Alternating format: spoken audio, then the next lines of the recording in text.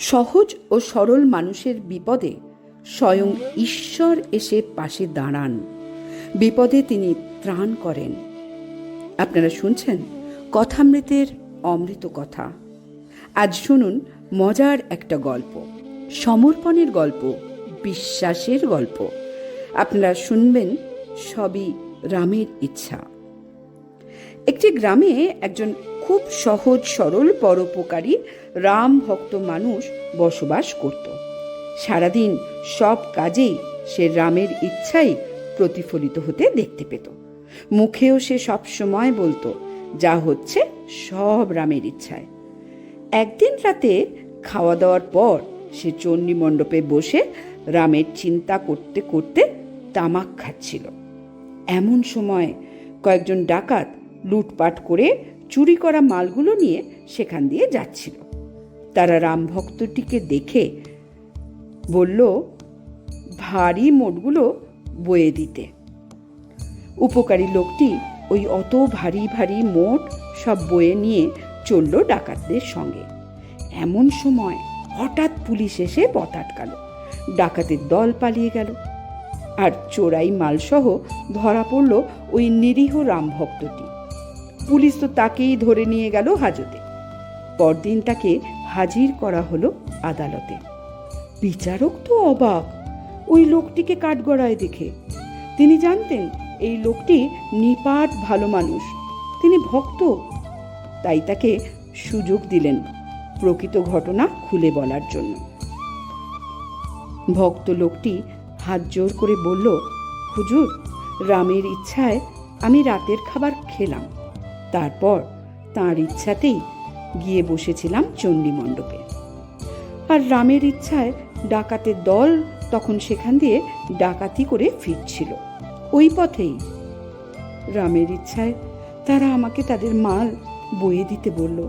ভারী ছিল কি না? রামের ইচ্ছাতে আমি তাদের মাল বয়ে নিয়ে ওদের সঙ্গেই চললাম। তারপর রামের ইচ্ছাতে সেখানে পুলিশ এলো। ডাকাতের দল তার ইচ্ছাতে আমাকে ফেলে মাল ফেলে পালালো।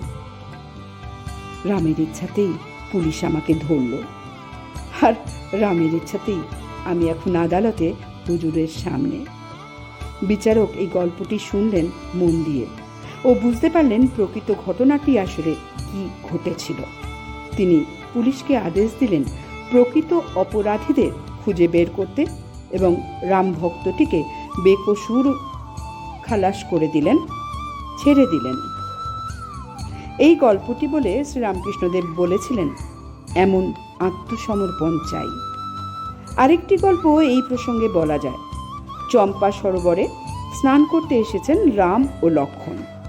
স্নান সেরে সরোবরের তীরে মাটিতে পোতা তীর ধনুক তুলে লক্ষ্মণ দেখেন তীরের অগ্রভাগে রক্ত লেগে রয়েছে।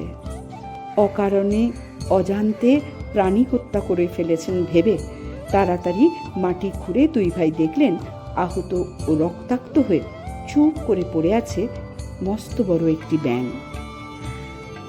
রাম বললেন, এ কি, তুমি ব্যথায় একটু চিৎকার করলেই তো পারতে, তাহলে তো তোমার এমন দশা হতো না। মুমূর্ষু ব্যাঙটি কাতর স্বরে জানালো, অন্য কেউ যখন মারে, সাপে যখন ধরে, তখন চেঁচাই রাম রক্ষা করো বলে।